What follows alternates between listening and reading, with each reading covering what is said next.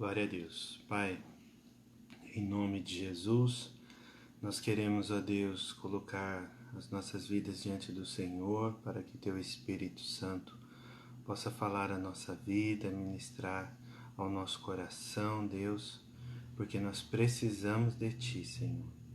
Ó Deus, em nome de Jesus, que nossos pensamentos sejam cativos à obediência de Cristo, que o amor do Senhor esteja, Senhor Deus, sendo acrescentado aos nossos corações, que nós possamos estar perto do Senhor nesta hora e que Teu Espírito Santo traga luz na nossa mente, Deus.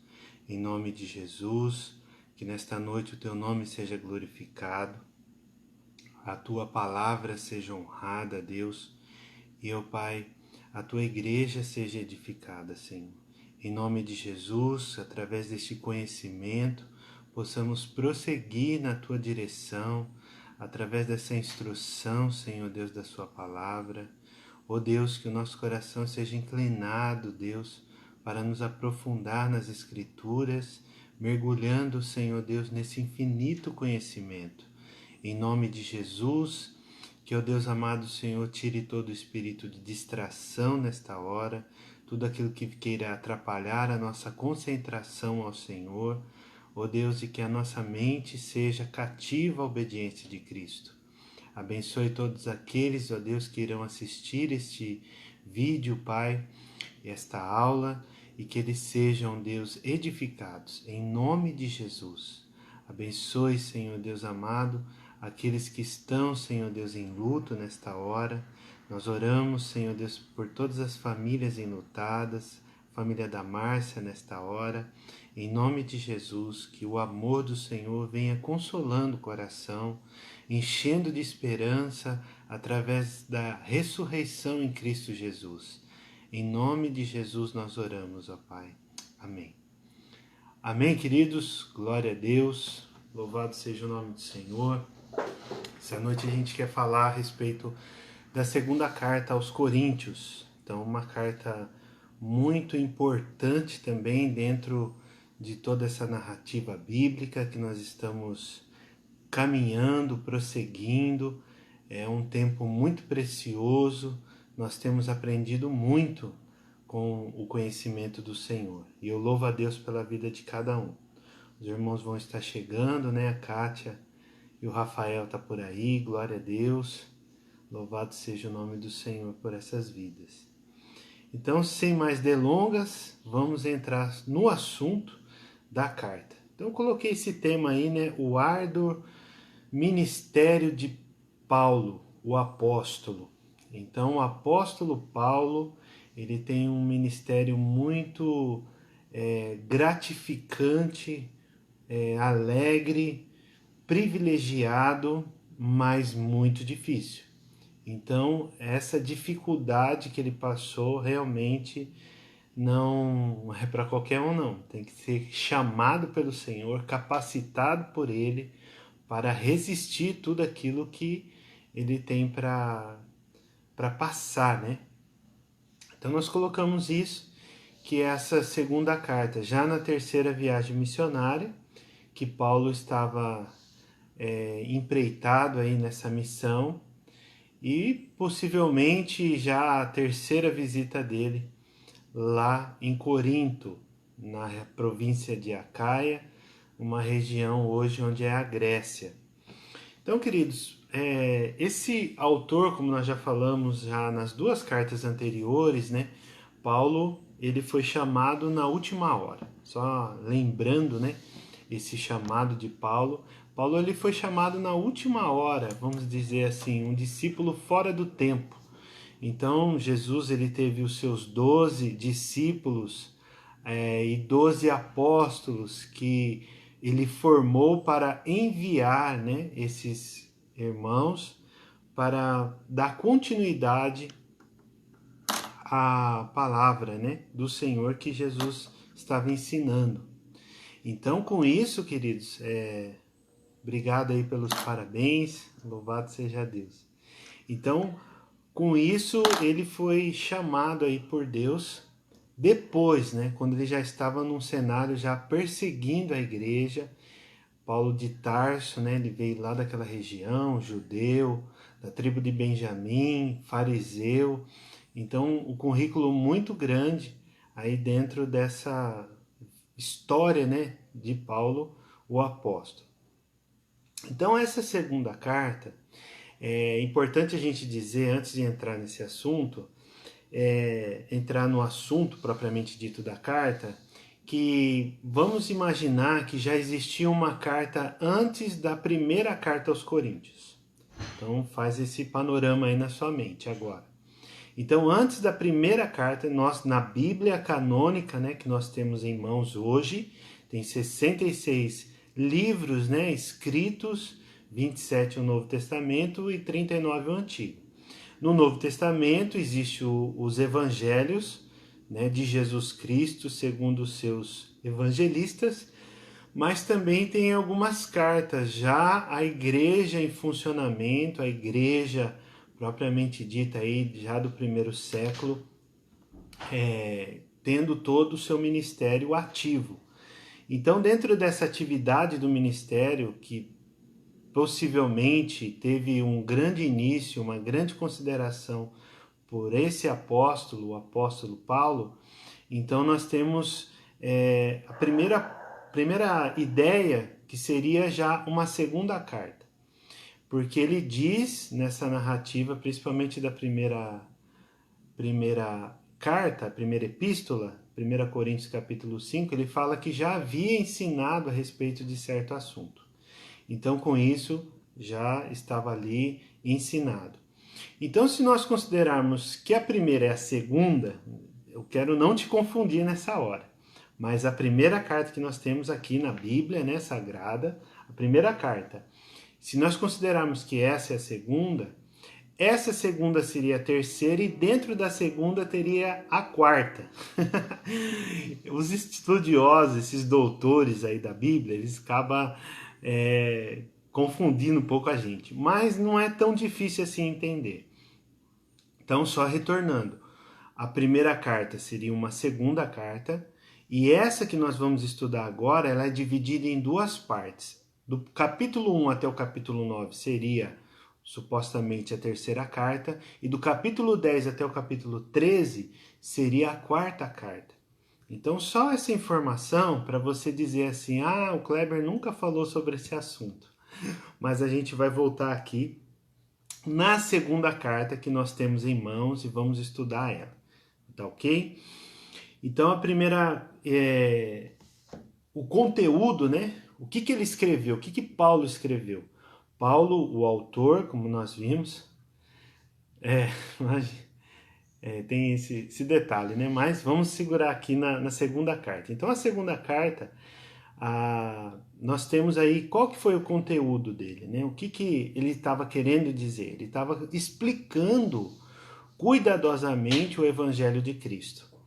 Então, ele estava ali mostrando efetivamente como funciona todos esses pontos que nós vamos abordar, mas trazendo a mensagem de Jesus Cristo, o Evangelho de Cristo para a igreja de Corinto. É uma carta, além de ser uma carta também instrutiva, né, com pouca sistemática, mas é uma carta fundamental porque é a resposta da primeira carta, né, que nós falamos semana passada.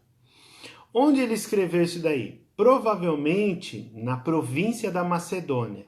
Só recapitulando, eles começaram lá na Ásia, né? Os primeiros missionários, a primeira viagem do apóstolo Paulo foi até a Ásia, toda aquela região da Galácia e voltou. A segunda, ele foi um pouco mais adiante, até lá Corinto, ele sobe toda a Ásia, ele vai até lá em cima na Macedônia, onde que ele tem a visão do anjo e tudo mais, e ali daquela região, que ele vai para Macedônia, né? Ele sai da Ásia e vai para Macedônia, e depois ele desce para Corinto. Essa seria a terceira viagem dele, e nessa viagem ele para lá na região da Macedônia, e foi mais ou menos um ano depois que ele escreveu essa primeira carta que nós temos na Bíblia. Então, depois de um ano, mais ou menos, ele já está retornando para fazer, ele já está em atividade na terceira viagem missionária, e aí com isso ele vai e envia essa carta através de Tito, para que essa carta possa trazer o seu fruto e ele chegar lá tem algumas coisas já preparadas. A primeira carta que ele escreveu à igreja que estava em Corinto, ele escreveu e quem levou foi Timóteo. Então, provavelmente Timóteo não foi muito bem sucedido nessa missão, porque aquela igreja realmente era muito complicada, como nós vimos, uma igreja problemática. Então, com isso, existia aquela viagem dolorosa, uma viagem cheia de tristeza que ele queria fazer. Mas ele estava evitando um pouco essa situação por conta de todos esses problemas. Mas quando Tito chega com novas informações, que eles abraçaram essa ideia, né, de todas as instruções que Paulo passou, então ele começa a desenvolver, né, essa alegria e esse entusiasmo de retornar efetivamente lá para Corinto e dar continuidade a esse ministério. Quando que ele escreveu? Como eu disse, né, foi um ano depois, mais ou menos, da primeira carta, foi no ano entre 53 e 54. Outros falam entre 56 e 57, mas só para você ter uma ideia aí, mais ou menos, considerando que Jesus morreu no ano 33, né, aproximadamente. Então, por que ele escreveu? Aí onde está o X da questão, né? Aqui começa os pormenores. Então, ele, para explicar o ministério cristão como serviço, tá? Como serviço, refletindo também o ministério de Cristo. Então, tudo que Jesus passou, que está escrito nos evangelhos, essa informação é muito parecida com o ministério de Paulo e dos demais apóstolos também, não só de Paulo, né? Mas Pedro, João, tiveram muita semelhança, muita perseguição, muitos problemas. Outro ponto também que ele coloca é a glória do evangelho exibida na fraqueza dos seus ministros. Então, a glória de todo o evangelho, tudo aquilo que Jesus passou, tudo aquilo que os irmãos estavam passando ali naquele primeiro século, estava sendo exibida na fraqueza daqueles homens. Então, não era na eloquência, não era na filosofia que eles estavam educados, não era no seu conhecimento, não era na sua provisão, era exatamente na sua fraqueza, o lugar onde que Deus estava operando ali, exibindo a glória do evangelho. E o terceiro ponto, dentro desse contexto aí que Paulo estava escrevendo, ele também remete o assunto sobre as doações aos pobres como expressão de generosidade e não de obrigação. Então, existe muitas coisas que nós vamos falar, mas assim, adiantando um pouco, é importante dizer que existia nessa transição, desde os 18 meses que ele esteve a primeira vez, ele saiu, né, e foi lá para a região de Éfeso e fundou a igreja de Éfeso. O que aconteceu? Nesse tempo chegaram outras pessoas, outros evangelistas e até pessoas que estavam ali para ganhar vantagem, né? Então se chamavam de apóstolos e não reconheciam o apóstolo Paulo como apóstolo. Por quê? Porque ele apanhava muito, né? Ele, todo lugar, ele sofria demais. Então, todo esse contexto, eles estavam duvidando do apostolado de Paulo. Então, com isso, eles estavam ali precisando dessa exortação. Então, tem alguns pontos durante toda essa carta que ele dá uma sinalizada, mas efetivamente ele entra com um assunto mais direto, corretivo, né? E ele até fala, pode até me considerar como louco, né? A partir do capítulo 10. Do 10 ao 11 e o 12 são 3 capítulos muito fortes nesse sentido que ele está ali mostrando que nós vamos ver. Ok? Então, o que nós poderíamos falar dentro daquele tempo? Paulo recebeu notícias bastante animadoras, como nós estávamos explicando, com relação aos efeitos da primeira carta. mas uma minoria hostil, que esses falsos apóstolos rejeitavam sua autoridade como apóstolo de Jesus. Então, eles contrariavam, né, as instruções de Paulo. Então, eles estavam ali para ser a torcida do contra. Então, tudo aquilo que era contra o que Paulo estava falando, eles estavam lá também ensinando na igreja. Então, nesta carta, Paulo também é uma carta muito pessoal. Então, se você vai ver que não existe outra carta tão pessoal como essa.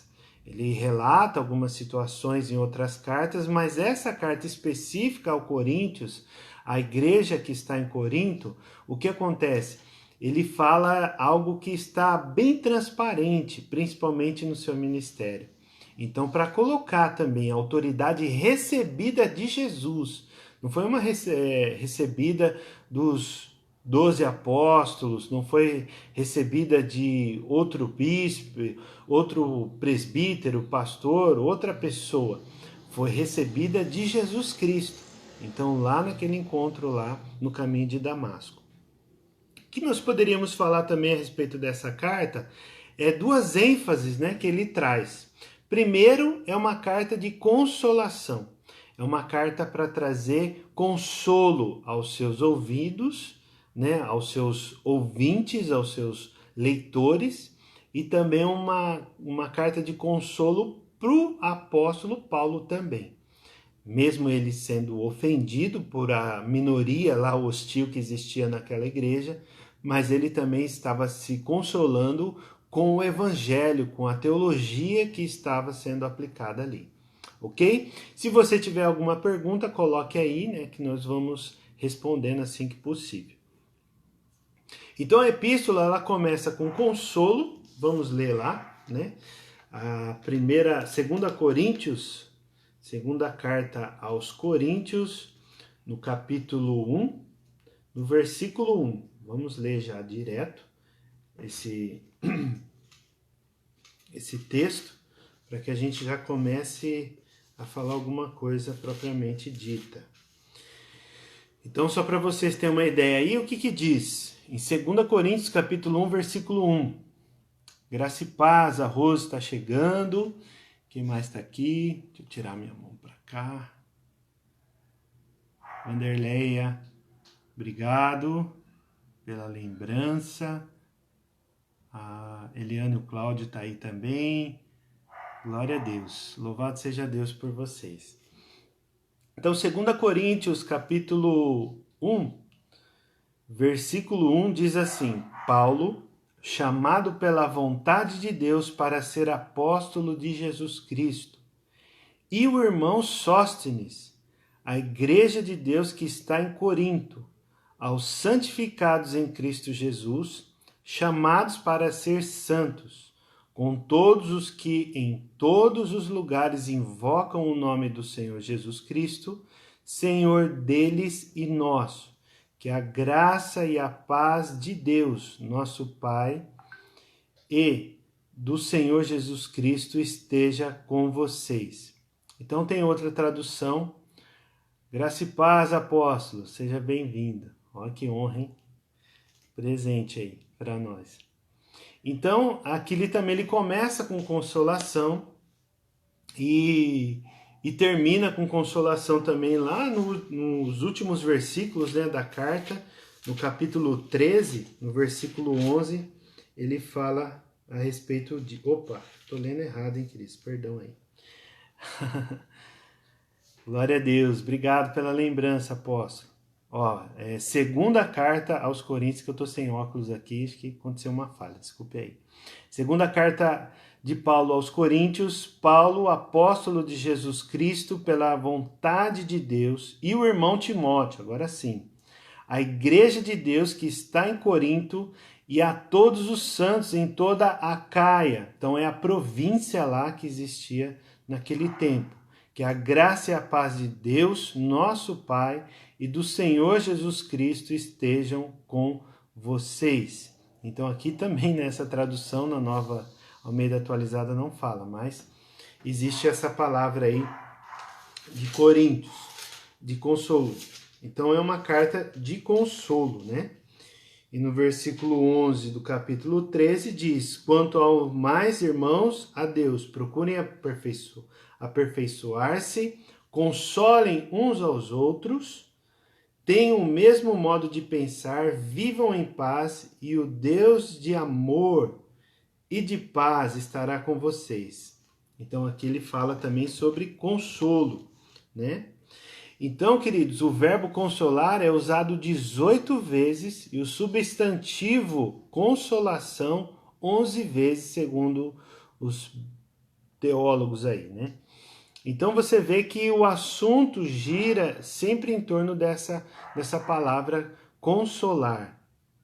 Então é uma ênfase que ele traz dentro dessa carta. A segunda ênfase também é a lista. Graça e paz, pastor. Seja muito bem-vindo, pastor João. Glória a Deus. Obrigado aí pela lembrança. Então, a lista de sofrimento de Paulo por amor e obediência a Cristo, né? Então, ele traz 3 listas. Uma no capítulo 4, outra no capítulo 6 e a outra no capítulo 11.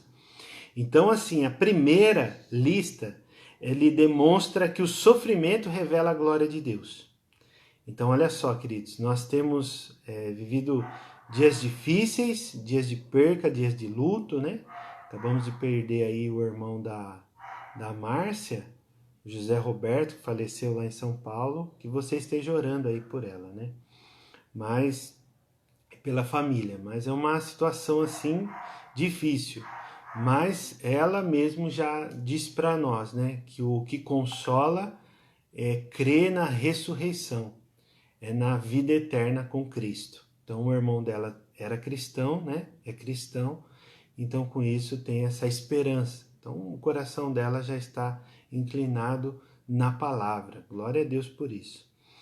Mas é uma situação que revela, né, a glória de Deus. É o sofrimento. Sofrimento com luto, o sofrimento de perseguição, o sofrimento de escassez, de provisão, de recurso. Então, vários níveis de sofrimento revelam a glória de Deus. É o que Paulo passou aqui na primeira lista, né? Do capítulo 4 de 2 Coríntios. A segunda lista foi escrita para que o ministério não fosse culpado. Então, outro assunto bem interessante que ele mostra aqui, que o ministério não fosse culpado, né? É capítulo 6. E a terceira lista foi escrita aos seus leitores para dizer que Paulo serve a Cristo como servo bom e fiel, no capítulo 11. No capítulo 11 ele escancara mesmo ali a situação que nós vamos ver. Como que essa carta é dividida? Como eu disse, né, explica a sua conduta e seu ministério até o capítulo 7. Depois ele encoraja a igreja que está em Coríntios a contribuir com uma coleta para os pobres de Jerusalém, no capítulo 8 e 9. E do capítulo 10 a 13 é um confronto, né, aqueles que desafiam a sua autoridade como apóstolo. Então eles estavam duvidando, os falsos apóstolos que estavam ali na igreja de Corinto, né? Ok, queridos? Louvado seja Deus por isso. Então vamos lá. Do capítulo 1 que nós vemos aí, do versículo 1 ao versículo 11, de 2 Coríntios, não a 1 Coríntios, é segunda, né? Segunda carta de Paulo aos Coríntios. Né? Então, o que diz aí? Paulo, apóstolo de Cristo Jesus, pela vontade de Deus, e o irmão Timóteo, a igreja de Deus que está em Corinto, e todos os santos em toda a Caia. Que a graça e a paz de Deus, nosso Pai, e do nosso Senhor Jesus Cristo estejam com vocês. Bendito seja o Deus e Pai de nosso Senhor Jesus Cristo, o Pai de misericórdias e Deus de toda consolação. Está aí a consolação, né? E é que nos consola em toda a nossa tribulação, para que, pela consolação que nós mesmo recebemos de Deus, possamos consolar os que estiverem em qualquer espécie de tribulação. Aí ele percorre aí dando ação de graças, né? Então ele traz uma breve, Adame, graça e paz, seja bem-vinda, Adame. Então ele traz ali uma breve saudação, louvor a Deus pelo consolo e encorajamento no sofrimento e comunica o mais recente livramento de morte. Vamos ver esse livramento no versículo 8 a 11, diz assim: porque não queremos, irmãos, que vocês fiquem sem saber que tipo de tribulação nos sobreveio na província da Ásia. Foi algo acima das nossas forças, a ponto de perdermos a esperança, até a própria vida. De fato, temos em nós mesmos a sentença de morte, para que não confiássemos em nós mesmos, e sim no Deus que ressuscita os mortos, o qual nos livrou e ainda livrará de tão grande morte. Nele temos esperança que ainda continuará a nos livrar, enquanto vocês nos ajudam com orações a nosso favor, para que por muitos sejam dadas graças a Deus a nosso respeito pelo benefício que nos foi concedido por meio da súplica de muitos. Então aqui, queridos, ele está relatando esse livramento de morte, um dos, né? Teve vários, mas um desses que aconteceu lá na Ásia, provavelmente nessas lutas que ele teve lá, nessas perseguições, nesses apedrejamentos, nesse currículo que ele apresenta lá no capítulo 11. E aí ele diz aqui, a partir do versículo 12, a mudança de planos de Paulo, né? A razão da sua mudança de Paulo, ele explica. O evangelho não pode ficar ameaçado por causa dos seus mensageiros. Isso aqui é interessante dizer, que às vezes as pessoas mal preparadas, né? Naquele tempo, não servindo a Deus de todo o coração, não buscando alcançar as vidas, levar a salvação, mas existia pessoas naquele tempo que estavam buscando benefício próprio, vantagem, ganhar dinheiro e até retirar dinheiro deles. Isso naquele primeiro século, hein? Então hoje também não tem muita diferença.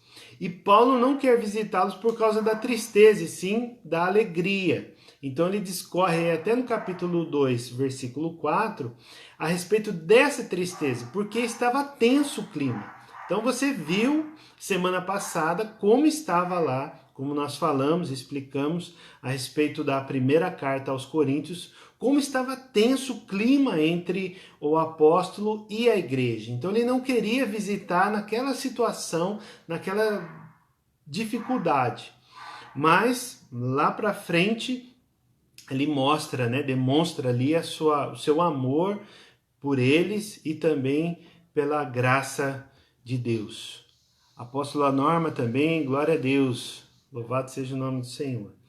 Então o perdão também, ele remete aqui o perdão ao transgressor. Lembra do incesto, o episódio do incesto lá do capítulo 5, né, versículo de 1 a 13, ele fala sobre um caso de incestuoso, né, que um transgressor estava casado lá com a mãe do seu pai. Olha só que horrível que é isso, né?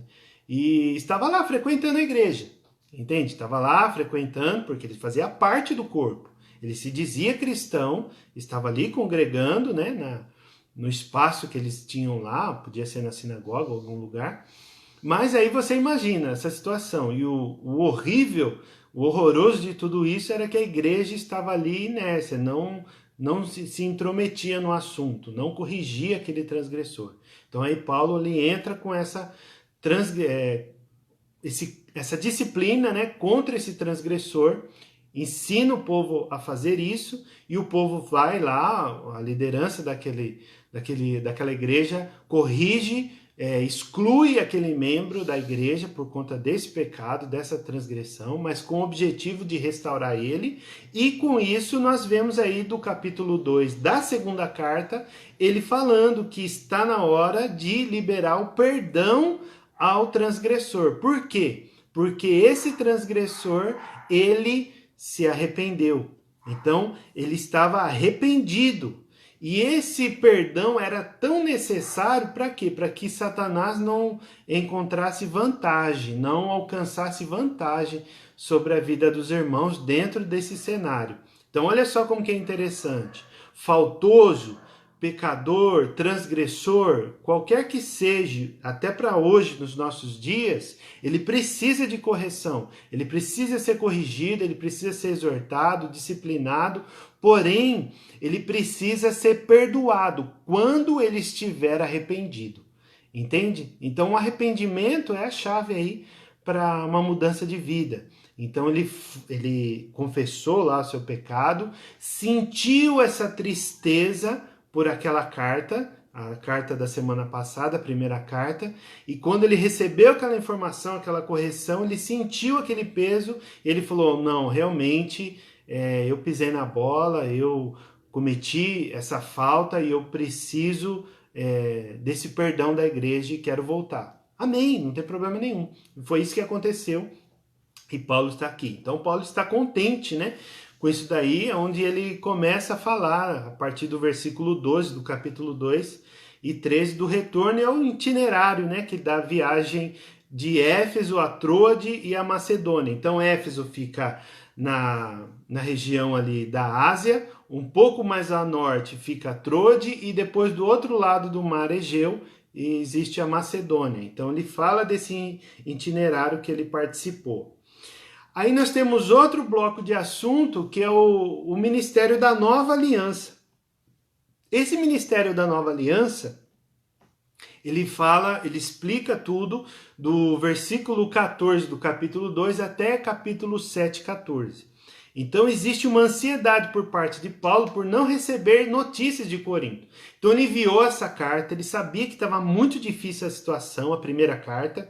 Ele envia lá por Timóteo e Timóteo apresenta essa carta e ele não sabe o resultado. Passou-se 12 meses, ou um pouco menos, né? Porque depois de 12 meses, 12 meses que aí ele levou, ele escreveu essa segunda carta. Então você imagina, 1 ano sem ter informação nenhuma de como estava aquela igreja problemática. Então olha só, o coração dele de pai, né, um coração ali de evangelista, um coração ali de uma pessoa preocupada com aquele rebanho que Deus confiou na mão dele. Então era uma cidade importante, como nós vimos na semana passada, era uma cidade que tinha esse objetivo, né, de alcançar mais pessoas, era uma cidade nova, teoricamente, né, que ela foi refundada. Então, com isso, essas informações estavam ali pesando no coração, porque Deus que pediu para ele estar indo até lá. Então, Deus pediu para ele ir para a Macedônia, a visão do anjo, e depois, e consequentemente, começou a descer até a região sul lá da Grécia, que é a província Acaia, onde está a igreja de Corinto, vizinha ali de Atenas. Então ele ficou ali bem ansioso por isso. Mas depois ele escreve agradecido a Deus pelas informações importantes que Tito trouxe para ele. Aí Paulo fica maravilhado com o ministério que Deus lhe deu, os versículos 15 e 16. Essa maravilha que ele começa a apresentar de quão privilegiado ele é de levar a mensagem da palavra de Deus a essa igreja e todo a região que Deus permitiu ele alcançar. Ele compara também com os outros itinerantes a nova aliança promovida por Cristo e pelo Espírito. Aqui é um detalhe importante. Graça e paz, Val, seja bem-vinda. Aqui é um detalhe importante, por quê? Porque a partir do versículo 17 até o 3:6, ele está falando, compara os outros itinerantes, os outros ministros, outros evangelistas. Esses outros evangelistas, o que eles estavam falando? Mas eles estavam negociando a palavra. Eles estavam ali vendendo a palavra de Deus. Entende? Isso lá no primeiro século, hein? Não vai confundir com hoje. Lá no primeiro século. Então eles estavam vendendo a palavra. Então os marquejedantes, né? Então essas pessoas que estão ali trazendo proveito, ganhando vantagem. Então a nova aliança promovida por Cristo e pelo Espírito. Então Cristo que comissionou Paulo. Entenda bem. Como que eu queria ser Paulo, sofrer pelo Evangelho. Às vezes a gente olha assim a história missionária, tão bonita, né? a pessoa ir lá alcançar os povos não alcançados, Deus ungiu a vida dele e levou. É muito lindo, mas é muito sofrido a vida do missionário. Tem dois pontos de vista, né? Os prós e os contras. O pró é o reino de Deus que está sendo expandido, mas a vida dele é uma abnegação total. Está longe da família, às vezes não consegue, às vezes passa muita escassez de recurso, muito sofrimento, perseguição na história. Em pouco tempo, né, 200 anos e até nos dias de hoje, muitos missionários morrem por conta de países aí que têm alto índice de perseguição cristã.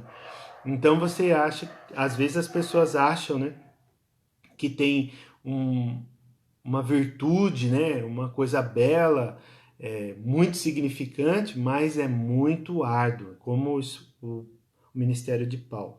Então vemos também que o exemplo da Midrash judaica é a relação entre o Antigo Testamento com uma nova situação que aparece nesse ponto, o véu de Moisés. Então a Midrash, os pregadores, né, vamos imaginar assim, os missionários, as pessoas que estavam ali, os profetas, eles que estavam ministrando a palavra de Deus, eles sempre pegavam o Antigo Testamento, que também só existia esse.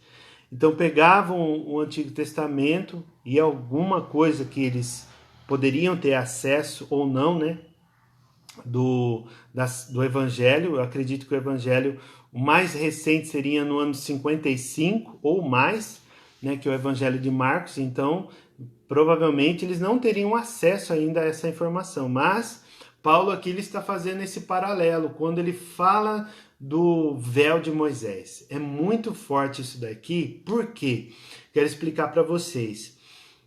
Os judeus daquele tempo, eles estavam olhando para a lei, mas com o véu.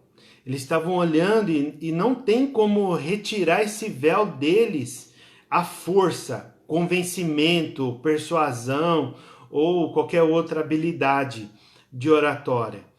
Era a ação do Senhor Jesus que poderia remover aquele véu e eles olharem para as Escrituras, para a lei, olhando na perspectiva, né, no pressuposto ali de olhar na direção de Cristo, enxergando Jesus Cristo como o Messias, o antigo, o prometido do Antigo Testamento. Então era uma ação do poder de Deus, o poder de Cristo para arrancar esse véu e assim eles pudessem contemplar, né, essa maravilhosa mão de Deus aí.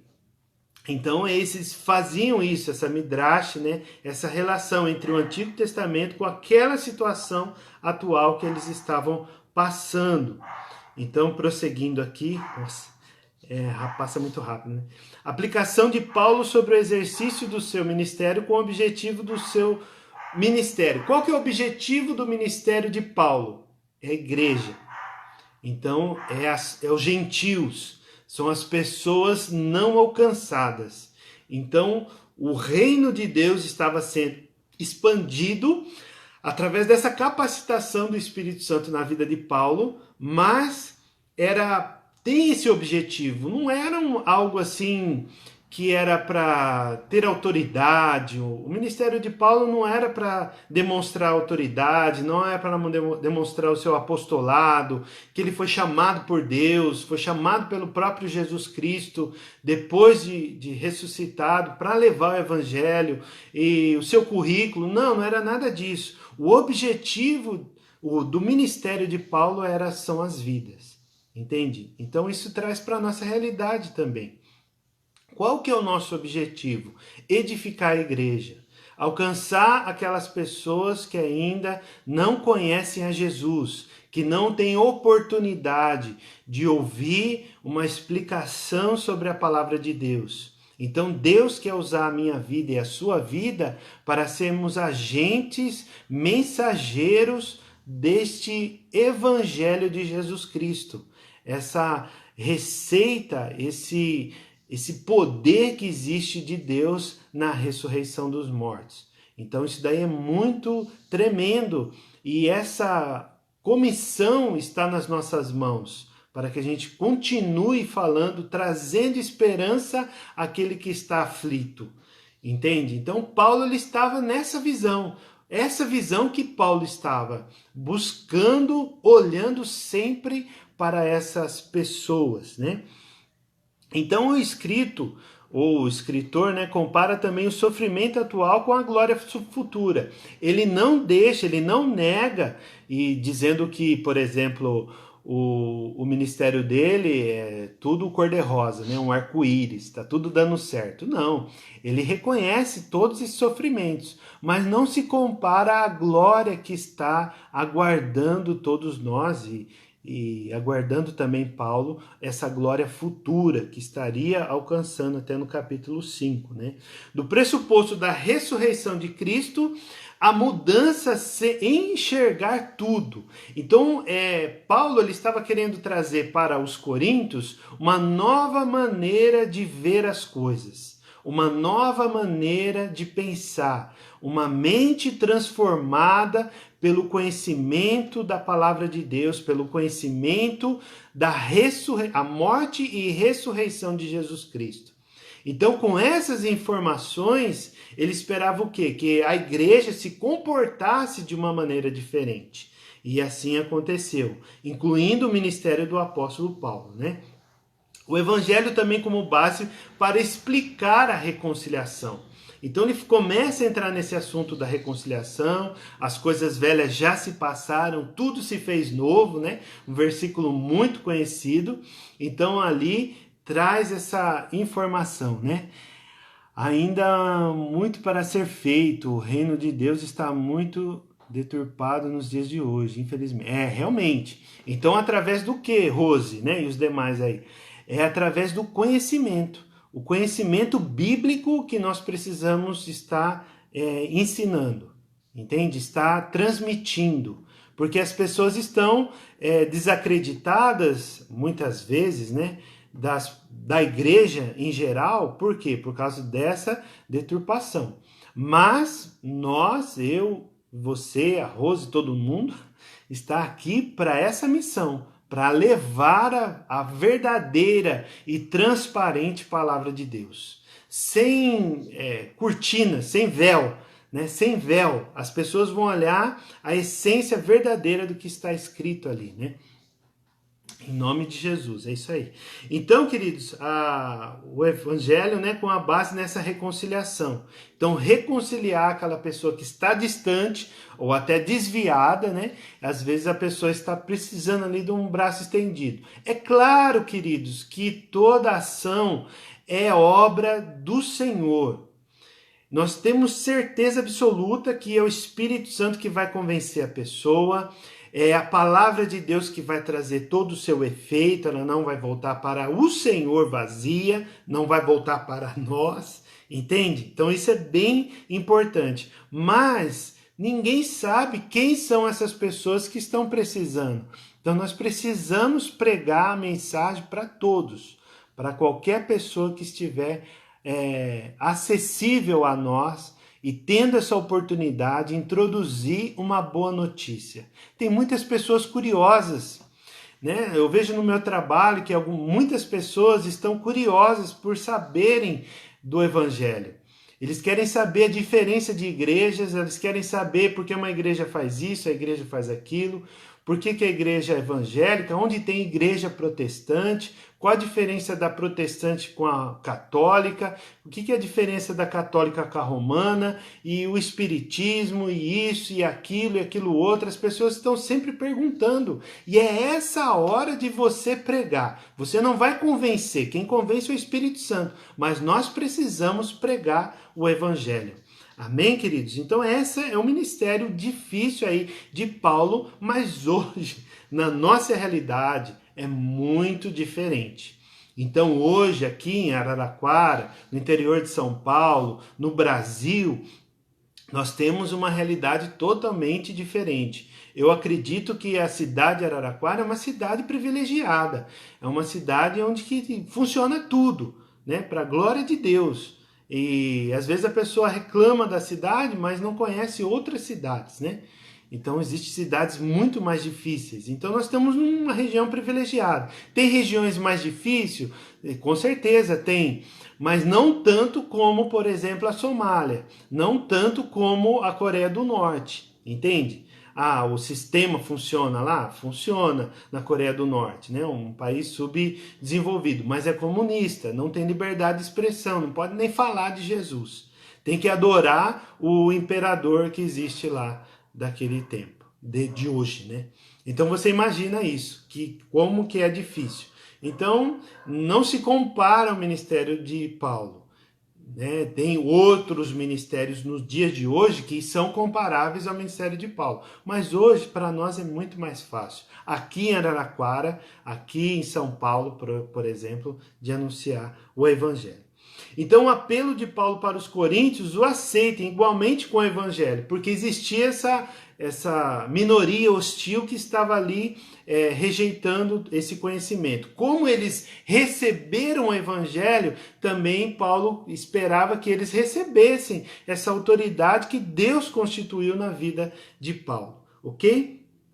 Então, prosseguindo aqui, a explicação revisada, né, do versículo 5 a 16 do capítulo 7, o relato de Tito para Paulo traz uma alegria especial de não ter elogiado em vão. Então, eu quero explicar isso daqui. Porque ele estava lá na Macedônia, vamos dizer assim, se vangloriando, ou vangloriando a igreja de Corinto, que eles eram um exemplo com isso, que aquilo. Só que ele estava ali meio pela fé, né? Realmente ele amava aquela igreja, realmente aquela igreja tinha convertido, mas tinham vários problemas. Então, quando Tito chega, e ele nem sabia como que ia estar o cenário, né? E quando Tito chega para anunciar o que estava acontecendo lá, ele imaginava que as pessoas nem iriam aceitar, o incestuoso ainda estava congregando e vários outros problemas. Com comida sacrificada a ídolos e etc. Então, o coração dele estava ali? Mas ele estava pela fé, dizendo, declarando, falando que aquela igreja era uma igreja abençoada. Porém, ia também outros irmãos da Macedônia descer para Corinto. Então, o que eles iam encontrar lá? Então, nossa Deus. Então, você imagina a situação. Eles estavam ali na expectativa, né? Glória a Deus. Então eles estavam ali numa expectativa de receber ali a informação positiva. E pela graça e misericórdia de Deus, Tito chega e traz essa alegria. Fala, não, realmente, eles estavam ali tristes por um momento, mas essa tristeza foi para arrependimento. Eles se arrependeram e estão voltando aos trilhos, né? Mais ou menos assim. E aí entramos no capítulo 8, que ele fala da coleta, né? Então tem uma coleta pronta quando eu chegar. Então Tito vai na frente, instruindo eles pela carta de Paulo, para eles estarem recolhendo uma oferta, né? Eu falo coleta, mas a coleta, né, de dinheiro, de recursos para os pobres lá de Jerusalém. Então as viagens eram muito demoradas, mas sempre quando Paulo voltava, outros missionários nunca se esqueciam dos pobres de Jerusalém. Então eles iam lá e entregavam essas ofertas. Então, apesar da disposição dos coríntios ao arrependimento, Tito ele dá início ali à coleta, né, para que Paulo encaminhasse aos pobres. Houve muitos elogios dos coríntios aos macedônios e agora os macedônios irão acompanhá-lo, como eu já falei. Tito deve certificar-se de que a coleta está pronta. Então aqui é interessante porque quando Paulo chegasse, Paulo não ia demorar muito, né? Já ia receber aquela oferta e já ia voltar lá para Jerusalém. Então ele tinha que certificar que aquela coleta já estava ali providenciada, com o intuito de ensinar que a generosidade é uma expressão verdadeira de piedade. Então as pessoas pias, o que é pia? Aquela pessoa piedosa, aquela pessoa que teme ao Senhor, que ora, que busca a Deus, que lê a Bíblia. É diferente do ímpio. O ímpio, ele não quer saber de Deus, ele não ora, ele não tem temor a Deus, ele não consulta ao Senhor, ele vive uma vida, né, fora dos caminhos do Senhor. Agora, a expressão de piedade vem também dessa oferta generosa. Então, nós temos também aqui a defesa, né? Aí nós entramos na última parte aqui, dos 3 últimos capítulos, que é a defesa do ministério de Paulo contra os falsos apóstolos. Então nós temos aqui essa tensão, né? E aí onde alguns dizem que já é uma outra carta, esses 3 versículos, esses 3 capítulos, e esses 3 capítulos, Paulo enfoca uma cachoeira. Então você imagina, a carta está vindo assim como um riozinho, né? Calmo, tranquilo, tá ali ajeitando tudo. De repente ele cai e começa uma avalanche de água lá em cima desses falsos apóstolos, né? Esses falsos apóstolos que estavam ali para trazer confusão dentro da igreja de Corinto. Então aqui Paulo remete-se ao assunto dos comerciantes da palavra de Deus. Então aqueles pessoas que estavam vendendo o evangelho para pegar vantagem. E Paulo recebe a acusação de ser duvidoso, de ser uma carta dúbia, né? Chega uma carta dura, incisiva, direta, mas quando ele chega, né, dando testemunho que foi apedrejado, preso, humilhado. Então aí tem essa dúvida, né, da posição e autoridade, por isso que ele era questionado. Que mais que diz aqui? Paulo aponta que os falsos apóstolos estão evangelizando no campo missionário já evangelizado, em vez de evangelizar em outro lugar. Então o que Paulo está querendo dizer aqui? Está querendo dizer que está pescando no aquário dos outros, mais ou menos assim, popularmente, né, uma frase bem conhecida. Então está evangelizando um lugar que já foi evangelizado, que já foi ensinado. Precisa de mais instrução, de fé, encorajamento? Sim, mas daquele que pensa da mesma maneira ali. Então vieram pessoas de fora para poder pegar uma igreja promissora, vamos dizer assim. Mas Paulo ele defende aqui essa ideia. Paulo, por sua vez, também ataca os falsos, dizendo que eles são enganadores, no capítulo 11, de 1 a 4, e comparando esses oponentes a servos de Satanás. Olha só que forte que é isso. Então, Paulo está falando que aqueles falsos apóstolos são falsos pastores, né? Falsos bispos, falsos presbíteros, falsos diáconos, qualquer coisa assim, nesse sentido. Não apóstolo, né? Lá, ungido, não, daquele tempo, não necessariamente isso. Mas eles estavam se autodominando. Até que nessa tradução que nós temos aqui, a Nova Almeida atualizado, chama os superapóstolos. Então, aqueles que se achavam melhores do que ele, né? E os demais. Então ele está comparando eles a Satanás, que toma o dinheiro dos coríntios para benefício próprio. Então ele compara o ministério dessas pessoas, desses superapóstolos, e traz muita coincidência nos dias de hoje, né, Rose? Então a gente já lembra dos casos, né? Mas aí ele entra nesse ponto aqui, ele mostra esses superapóstolos e mostra o ministério dele. Entende? Aí a defesa que apresenta o currículo, né? E aí um dado aqui interessante é que naquela época, eu até anotei aqui, ó, o insensato, né, aquele considerado louco, aquele, né, que não pensa antes de falar ou fala demais, no teatro grego, olha, preste atenção, no teatro grego, o insensato possibilitava o dramaturgo falar ousadamente à sua plateia e sair impune. Por isso que Paulo usa a expressão de louco. Vamos ler lá? 2 Coríntios, capítulo 11, versículo 16. 2 Coríntios, capítulo 11, versículo 16. Que diz assim, do 16 até o 33, nós vamos ler. Outra vez digo, ninguém pense que estou louco. Aí você já imagina isso que nós estamos falando, né? Outra vez digo, ninguém pense que estou louco, mas se vocês pensam que sim, recebam-me como um louco, para que também eu me glorie por ser um insensato. Então é isso que a gente estava falando aqui, né? O que falo nesta confiança de gloriar-me, não o falo segundo o Senhor, mas como por loucura. E, visto que muitos se gloriam segundo a carne, também eu me gloriarei.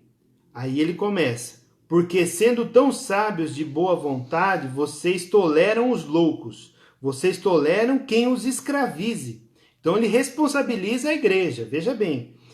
Vocês toleram aqueles... quem os escraviza. Quem os escraviza. Cadê aqui?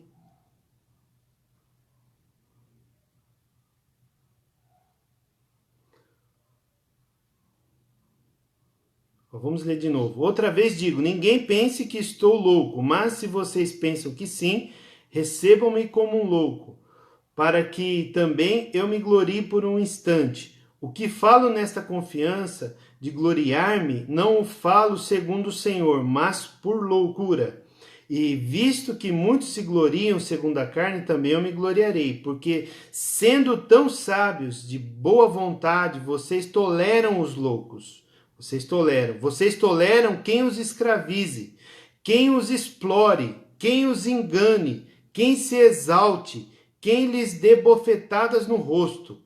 Para minha vergonha, confesso que fomos fracos demais para isso. Mas, olha aí, naquilo em que outros têm ousadia e volta a falar como se fosse louco, lembra lá do teatro? Também eu a tenho. São hebreus? Eu também sou. Aqueles falsos superapóstolos são hebreus? Eu também sou.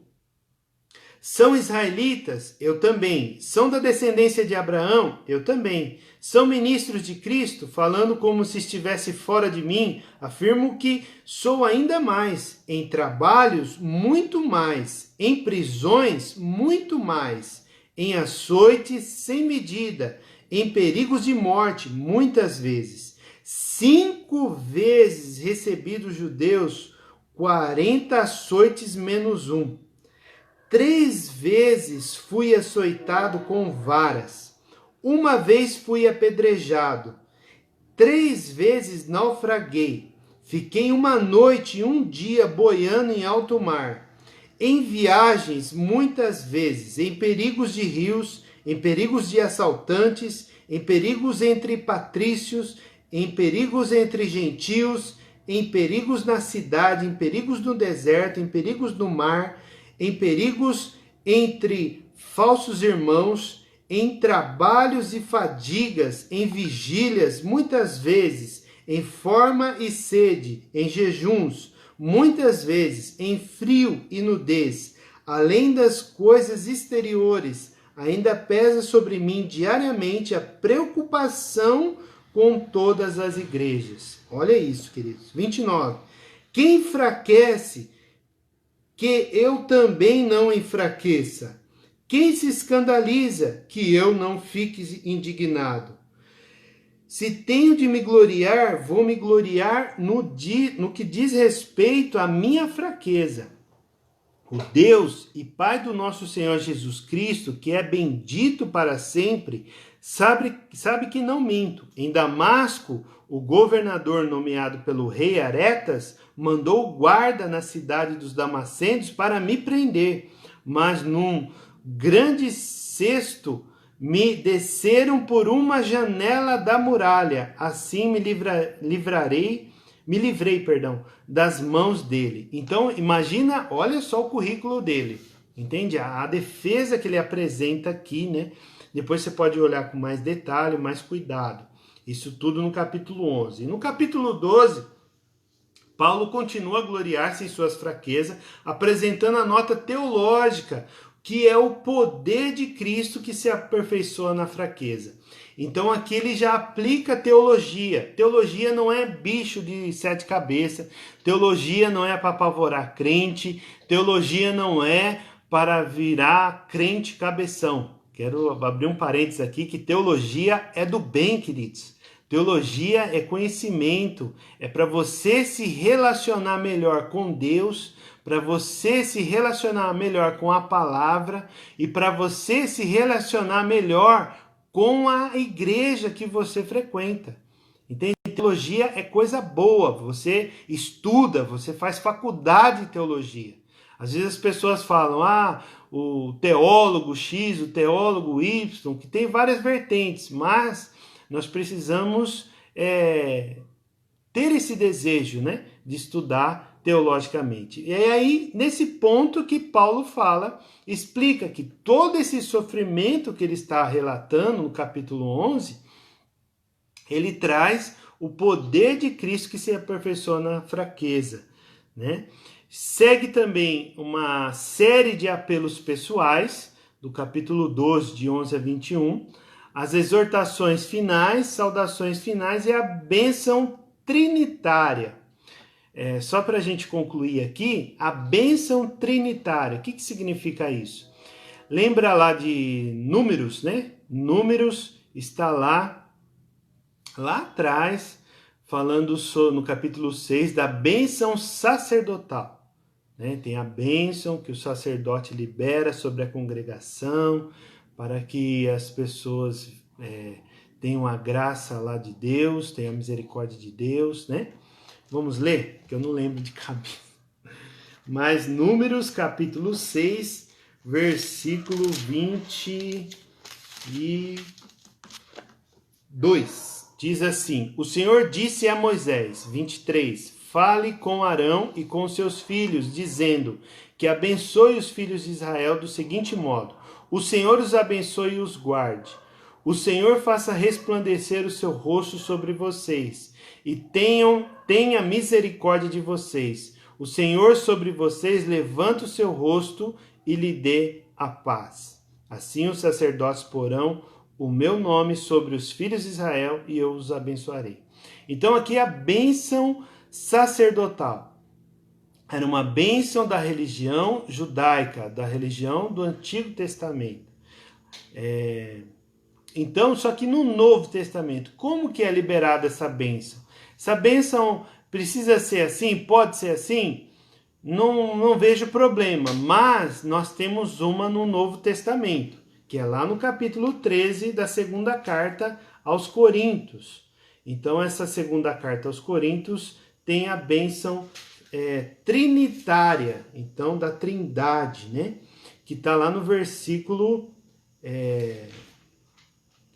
13, né? Coloquei 13, 14, mas é 13, 13. A graça do Senhor Jesus Cristo e o amor de Deus e a comunhão do Espírito Santo estejam com todos vocês. Lembrou agora que o apóstolo fala no final do culto? O apóstolo Jacó fala nesse sentido, né?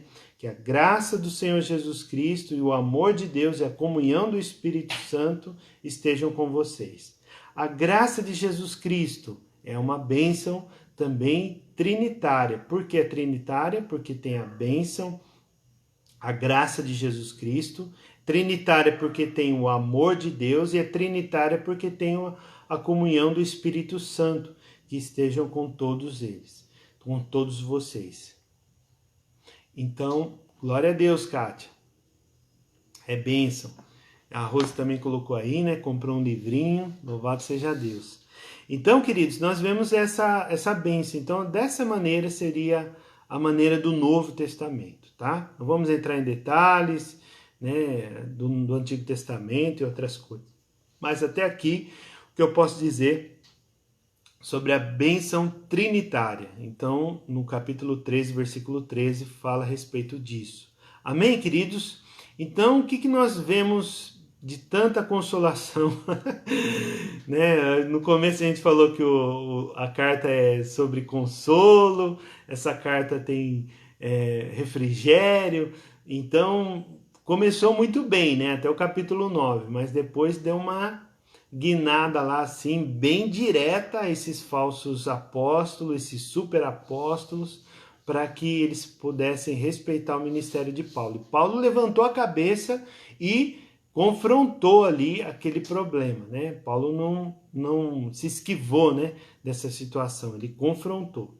Amém, queridos? Então essa é a palavra. Então nós queremos dizer com isso que essa carta é muito importante, porque se não fosse essa carta, principalmente as duas cartas, né, primeira e segunda carta, e as demais também, nós não teríamos tanto conhecimento assim de como agir em determinadas situações nos nossos dias.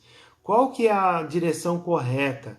Então essa carta ela vai mostrar muitos problemas que são atuais. Primeira carta e a segunda carta também, né? Então essa carta é maravilhosa e eu quero te encorajar a ler essas duas cartas. Se você não leu ainda inteiro, às vezes você já leu a Bíblia inteira, louvado seja Deus por isso, mas é importante você ler agora com essa perspectiva, com essas informações que nós estamos trazendo aqui para vocês. Para que quando você se deparar com algumas questões, é claro que essa aula é uma aula panorâmica do Novo Testamento. É uma introdução panorâmica, ela não é exaustiva, ela não é expositiva de versículo por versículo, mas é para você entender o contexto histórico, o contexto cultural, o contexto econômico, né? a geografia daquele tempo, para que você, com essas informações, você comece a entender melhor. Né? Eu confesso com você que há algum tempo atrás eu lia os versículos, os reinos, né? O reino da Síria, o reino da Babilônia. Eu não entendia nada, mas eu lia. Eu pensava assim, eu vou ler a Bíblia inteira. Aquilo que eu entender, Deus vai falar comigo. Olha que ignorância. Mas é verdade. Aquilo que a Bíblia falar comigo é Deus falando comigo. Aquilo que eu entender, Deus está falando comigo. O que eu não entender é que Deus não quer falar. Eu pensava dessa maneira. Então eu lia e relia o texto, mas não entendia. Por quê? Porque eu não estudava. Entende? Então por isso que é importante a gente buscar isso daí. Amém, queridos? Louvado seja Deus. Queremos orar nesse momento. Deixa o telefone tocar, não tem problema não.